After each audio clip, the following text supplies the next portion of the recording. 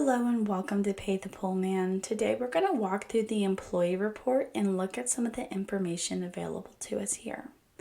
First thing we'll do is click Reports and choose option Employee Report.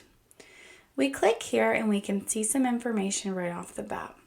We can see clock in and clock outs if we have any. We can change the month if we'd like. We can print this information. We can add a clock in or clock out if we need to. So maybe the technician forgot to clock in. We'll say 8 a.m. Okay. And then we'll select a clock out date and time and we'll say 1 p.m. is fine. Okay. And then we will add this info. And we see that here. We can also make edits to it if we need to. And that's what that will look like. If the tech is clocked in or out on their device, you'll see that log here. If they have and it's not showing here, have your technician sync their app to make sure all the information is correct. You'll also see their pull count over here. So maybe you bill by pull count. You can see how many pulls were serviced in that week.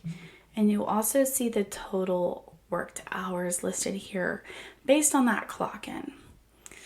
So here we can see more information about pull count and we can keep scrolling back between the months. We can also scroll down and see the customer service report here for this technician specifically. So if you need to view anything here, you'll have that information available.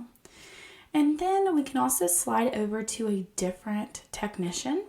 So that's available on this report as well. And if you have many technicians, you'll see your scroll is quite large and you can just continue to scroll down that list to find who you're looking for and take care of this information. If you have any questions about using payroll through Paythepoolman, go ahead and click this button here to find out some more information and we'd love to partner with you. And that is going to be where the employee report is housed and how to use it. If you have any questions, please let us know. Also, past employees still show up on this report. So if you do have anything, any records you need to look up for them, you can find that here. So please let us know and we'd be happy to help if you have further questions. Okay, thank you.